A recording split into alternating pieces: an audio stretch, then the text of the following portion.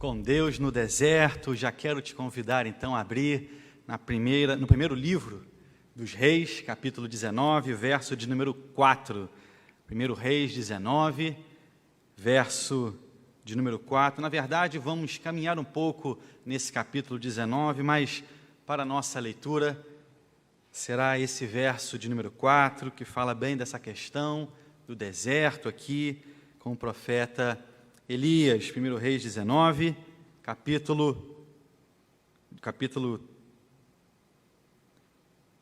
19, verso de número 4. Diz assim: Ele mesmo, porém, se foi ao deserto, caminhou de um dia e veio, e se assentou debaixo de um zimbro, e pediu para si a morte, e disse: Basta, toma agora, ó Senhor, a minha alma, pois não sou melhor do que meus pais. Vamos orar? Bondoso Deus, fale conosco. Somos pó, carecemos de Ti, do Teu olhar de misericórdia, de graça, que Tu nos oriente aqui, Deus, nesse tempo, nesse momento, para que possamos, de fato, entender, absorver, internalizar, e que essa palavra, Deus, se propague através de nós, para a Tua honra, louvor e glória, em nome de Jesus. Amém. Meus irmãos, então nós iniciamos aqui essa nova série de sermões que vai, claro, nos levar para alguns desertos na vida de diversos personagens bíblicos. E o deserto é esse local, um local seco, um local árido, monótono e, sem dúvida nenhuma, muito desgastante.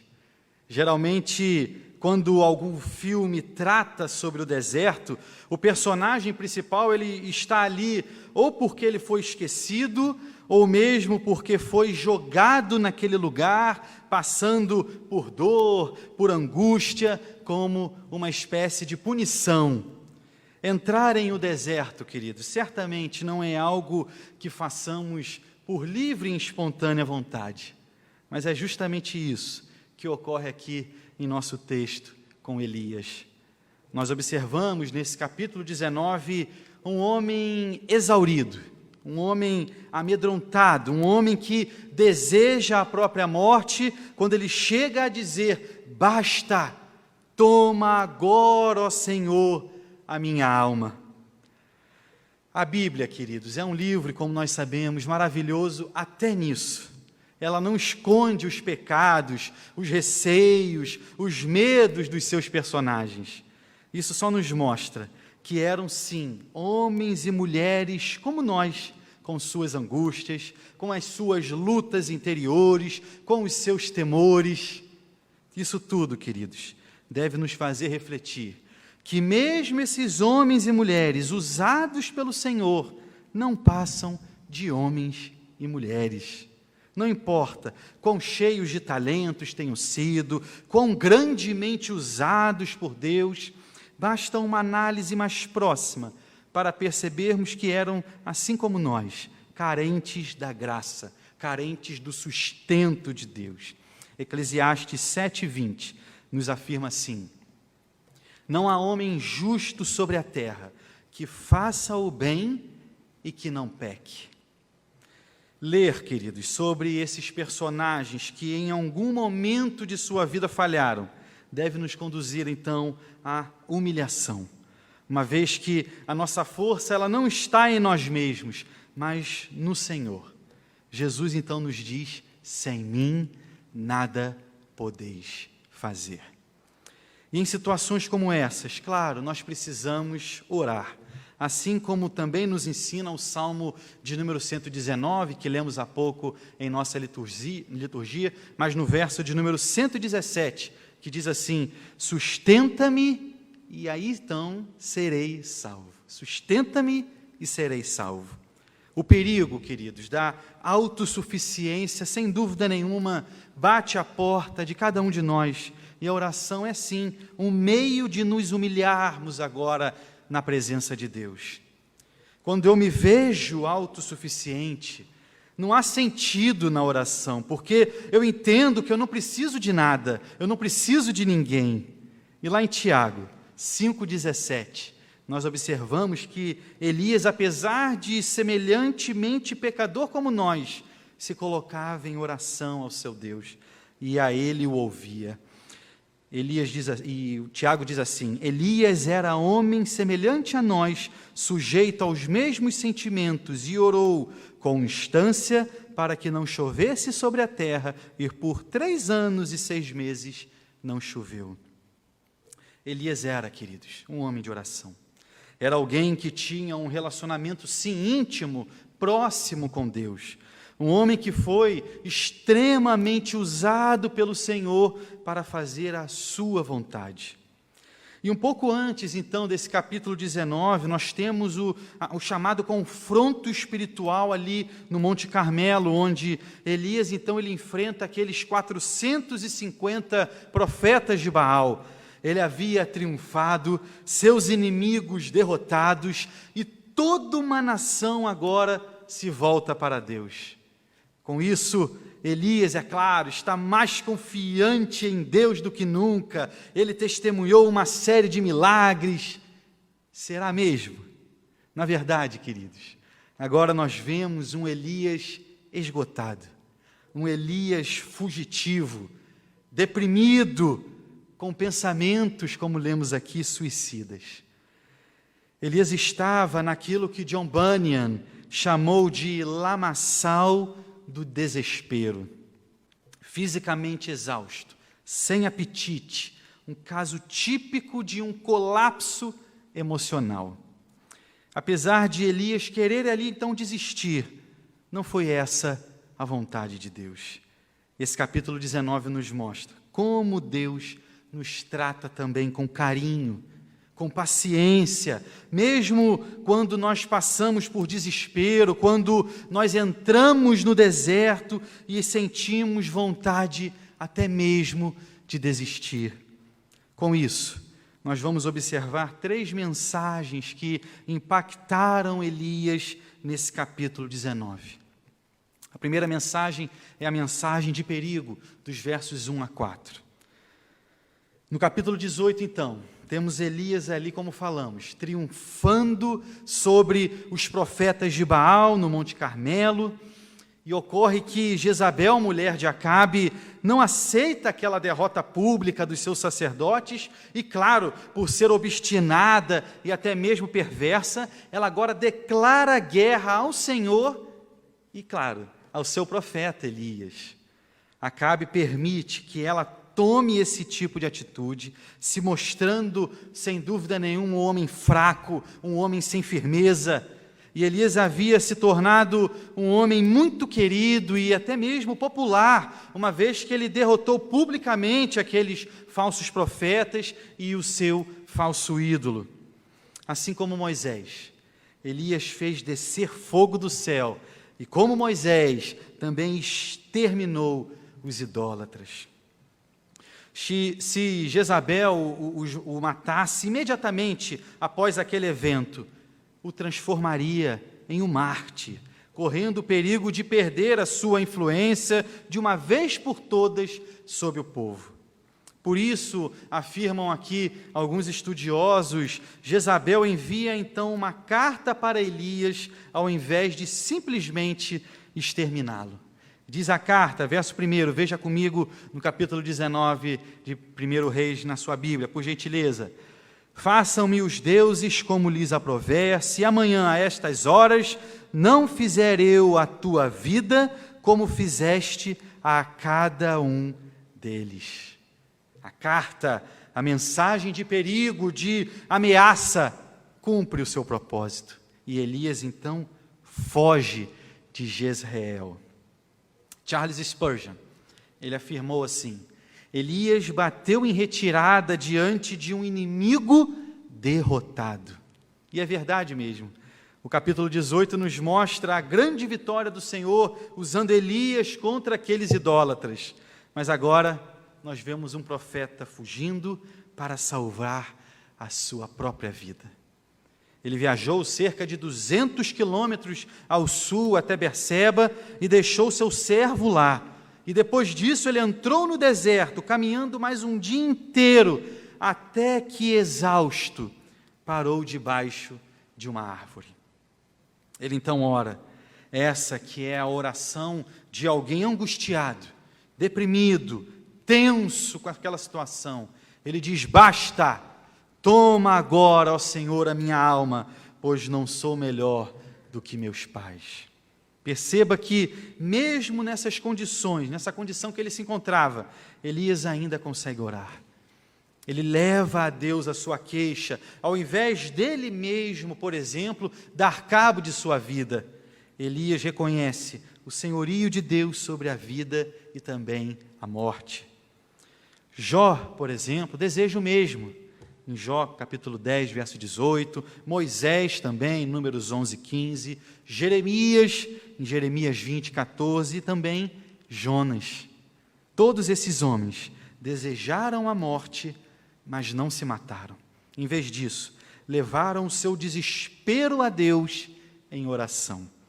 Isso, queridos, é importante porque quantas vezes nós deixamos de orar por muito menos? Falta de tempo, cansaço, muitos compromissos, mesmo as nossas mais profundas angústias, queridos, precisam ser trazidas ao Pai, a fim de que Ele então nos trate, a fim de que Ele nos ajude, a fim de que Ele nos socorra. Salmo 46 diz: Deus é o nosso refúgio e fortaleza, socorro bem presente nas tribulações. Elias diz ainda, no final do verso 4, pois não sou melhor do que meus pais. Ele reconhecia com isso que não era o profeta que Deus prometera, lá em Deuteronômios 18, 15. Diz assim esse texto, Deuteronômios 18, verso 15. O Senhor teu Deus te suscitará um profeta do meio de ti, de teus irmãos, semelhante a mim, a ele ouvirás. Outro, querido, que não fosse Moisés e que não fosse ele próprio Elias, teria de vir agora para salvar o povo de Deus. Elias e Moisés ainda encontrariam pessoalmente o Salvador, Jesus Cristo, lá no Monte da Transfiguração, que Mateus 17, de 1 a 13, então, nos narra essa maravilhosa passagem. Enquanto Elias ainda estava debaixo daquela árvore, Deus então respondeu às suas orações, mostrando a mesma graça que Ele nos dá hoje em Jesus. O Senhor não o abandonou, mas, pelo contrário, nos momentos de dor, nos momentos de angústia, de sofrimento, Ele se fez presente. Elias pensava estar ali solitário, debaixo daquela árvore, mas o Senhor era com ele. Como veremos a seguir, a partir agora do verso de número 5, a mensagem de graça. Versos 5 a 8, a mensagem de graça. E verso 5, querido, veja comigo. Deitou-se e dormiu debaixo do zimbro, eis que um anjo tocou e lhe disse: levanta-te e come. Isso é graça, queridos, isso é misericórdia. Deus vai ao encontro do seu servo nesse terrível momento e o toca. O carinho desse gesto deixa claro que Deus amava esse homem, seja ele no Monte Carmelo, fulminando os opositores de Yahvé, seja ele aqui no deserto, debaixo dessa árvore, ali em autopiedade e questionamentos quanto a viver e a morrer. Essa já é uma lição para todos nós. Deus não poderia amá-lo mais do que já ama. O amor de Deus por nós em Jesus, queridos, não é um amor circunstancial, não é um amor passageiro, ou mesmo um amor que oscila, ou depende daquilo que fazemos ou deixamos de fazer. Nós sempre estaríamos, e veja bem, queridos, nós sempre estaríamos em dívida, sempre estaríamos perdidos se fosse pelos nossos próprios méritos. O amor do Senhor por nós, por aqueles que Ele se derramou na cruz no Calvário, é um amor perpétuo, um amor puro, um amor perfeito. Elias agora, mesmo tendo dito, basta, descobre que a graça de Deus é mais do que suficiente. Deus manda um anjo falar agora com ele gentilmente, e em seguida deu a ele então o descanso que precisava. Nos faz lembrar as belas palavras do Salmo 127, verso 2: aos seus amados ele o dá enquanto dormem. Elias precisava desse sono restaurador e o Senhor então providencia. Foi também, queridos, pela graça de Deus, que Elias recebeu pão fresco e água pura. Verso de número 6, veja comigo. Olhou ele e viu junto à cabeceira um pão cozido sobre pedras em brasa e a botija de água. Comeu, bebeu e tornou a dormir. O Senhor proveu tudo isso a Elias, sem nenhuma palavra de condenação. Deus não diz a Elias: olha o seu estado, seu ingrato, ou mesmo, levante-se daí, vamos. Deus demonstra graça sobre graça. É como se Deus dissesse: acalme-se, meu filho, faz tempo que você não desfruta, não tem uma boa refeição. Deus sabia que Elias precisava de forças para partir em viagem, rumo então ali ao Monte Horebe. Verso de número 7. Voltou segunda vez o anjo do Senhor, tocou-o e lhe disse: levanta-te e come, porque o caminho te será sobremodo longo. Elias então obedece ao mensageiro de Deus e consegue viajar agora 40 dias e 40 noites sustentado por aquelas 2 refeições.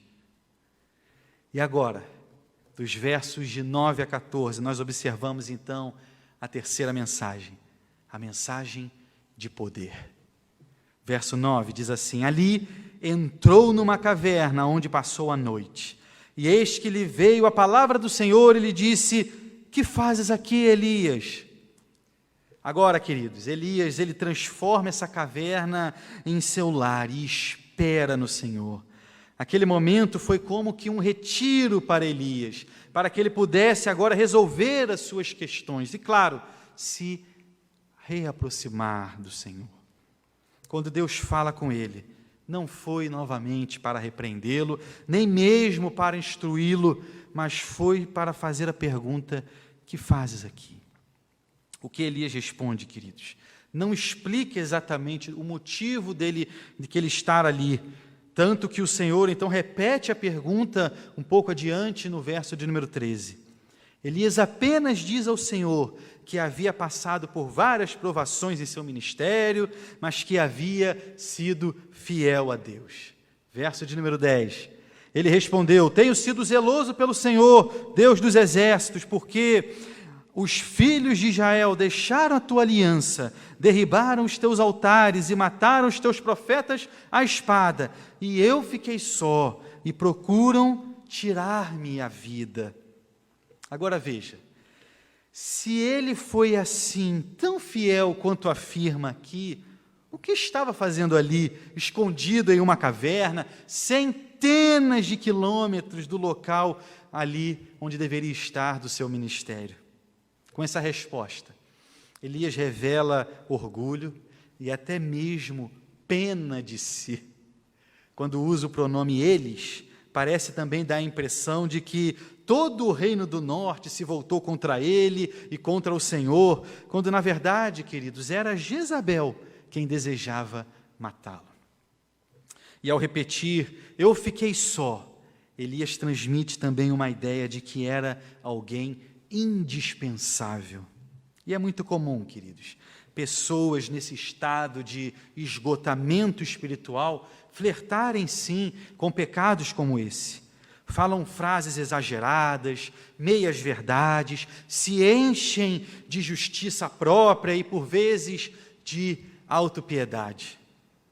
Eu mereço mais do que isso, ninguém é capaz de me ajudar, ninguém me ama. Frases tão comuns, queridos, nos lábios de pessoas dessa maneira.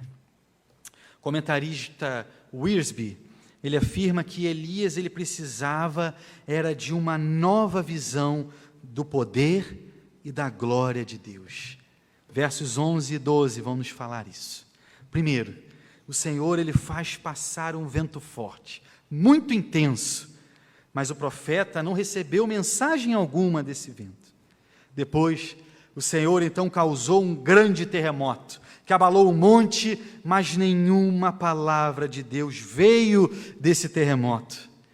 Em seguida, o Senhor trouxe então um grande fogo, mas também não deu a Elias nenhuma mensagem. O vento, o terremoto e o fogo são meios que o Senhor usa para então se manifestar à humanidade. É o que na teologia nós chamamos de teofania, a manifestação de Deus. E depois então dessa exibição de poder, veio um cicio tranquilo e suave. Quando Elias ouviu essa voz, ele saiu da caverna e se encontrou com o Senhor.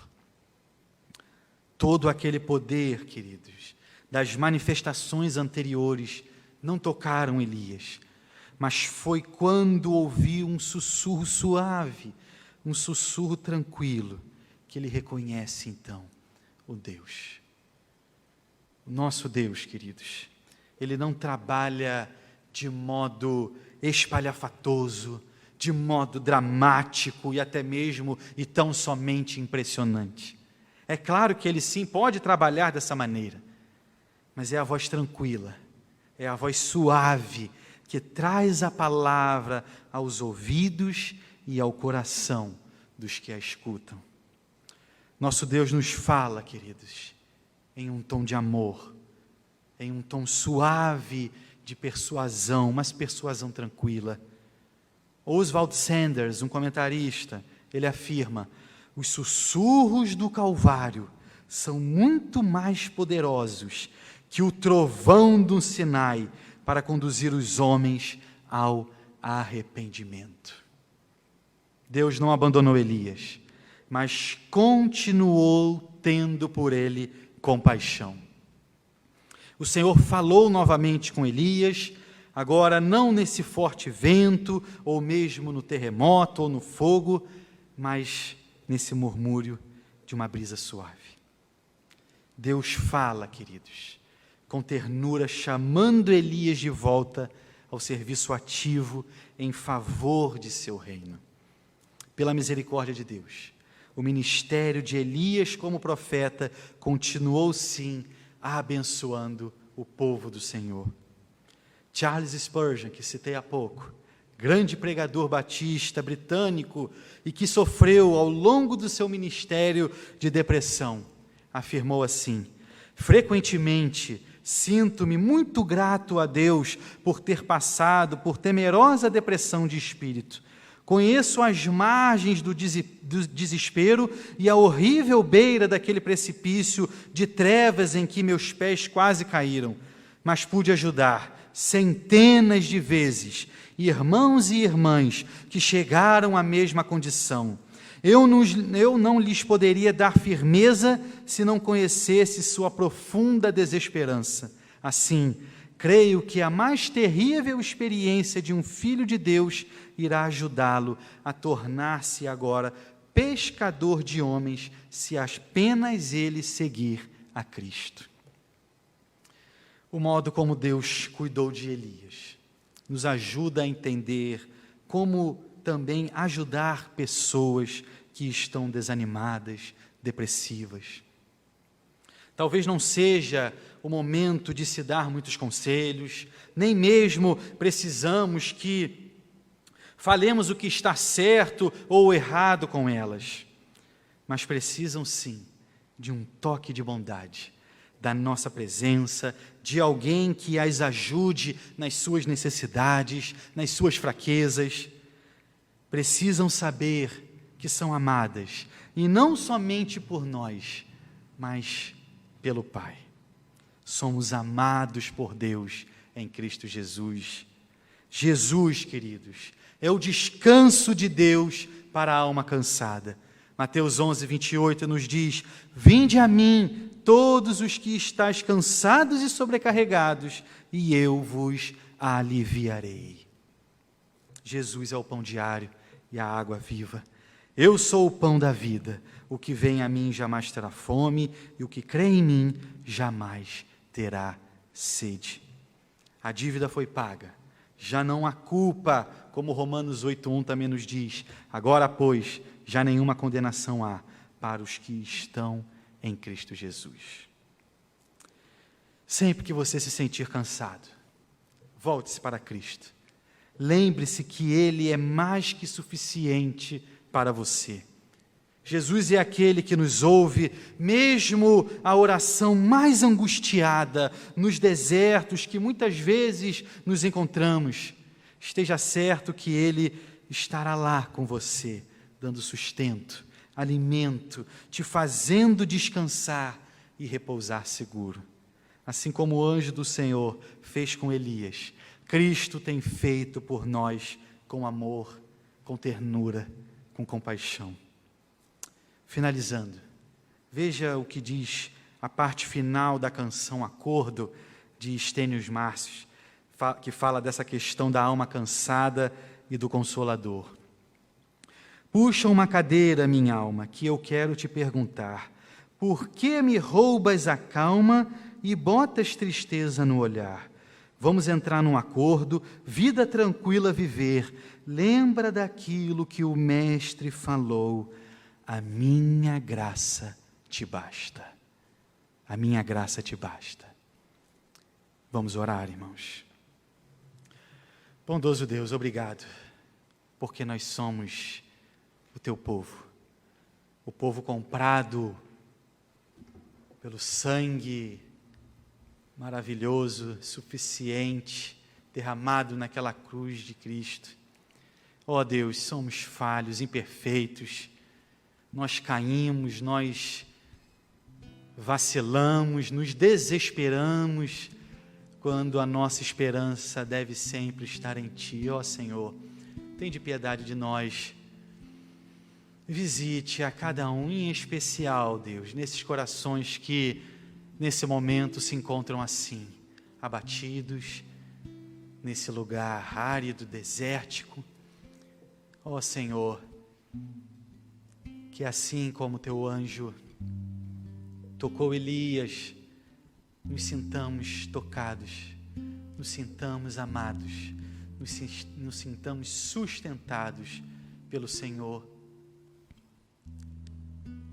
Que o Senhor possa, dia após dia, nos lembrar do Evangelho, de que não é pelo nosso mérito, não é na nossa força, mas é em Cristo Jesus que nós caminhamos. Nos lembrar, Senhor, de que nós não somos autossuficientes, mas que a nossa suficiência vem do alto, vem de Ti.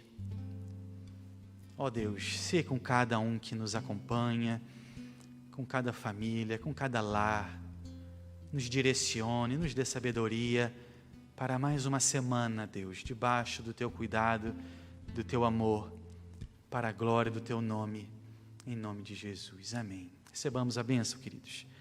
Que a graça de Cristo Jesus, o amor de Deus, nosso eterno Pai, e as ternas e eternas consolações do Espírito Santo repousem sobre vós, povo de Deus, espalhado em toda a face da terra, desde agora e para todo o sempre. Amém.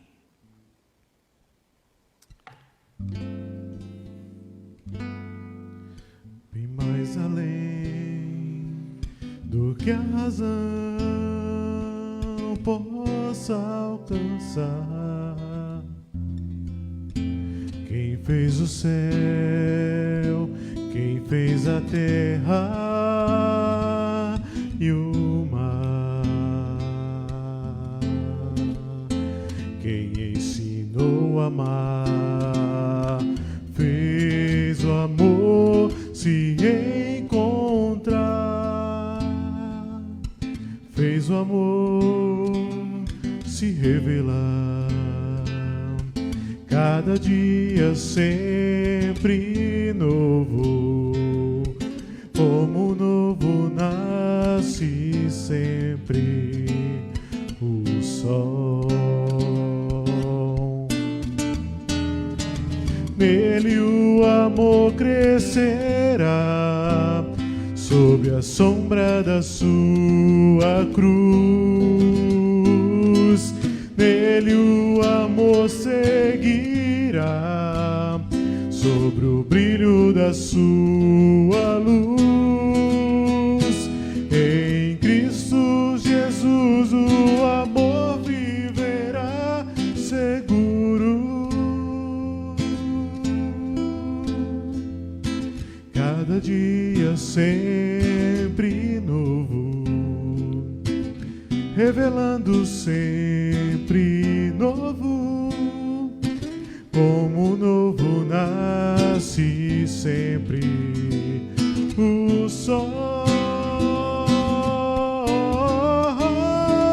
Nele o amor crescerá, sobre a sombra da sua cruz.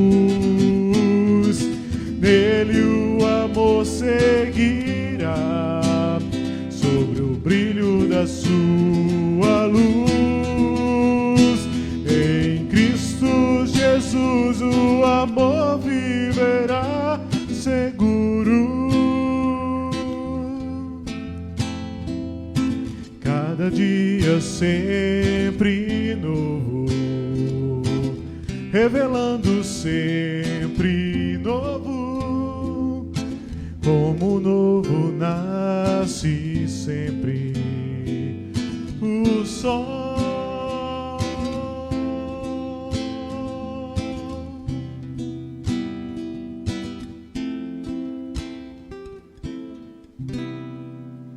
Que Deus te abençoe. Temos um encontro então amanhã às 21 horas na live dos pastores. Uma excelente semana.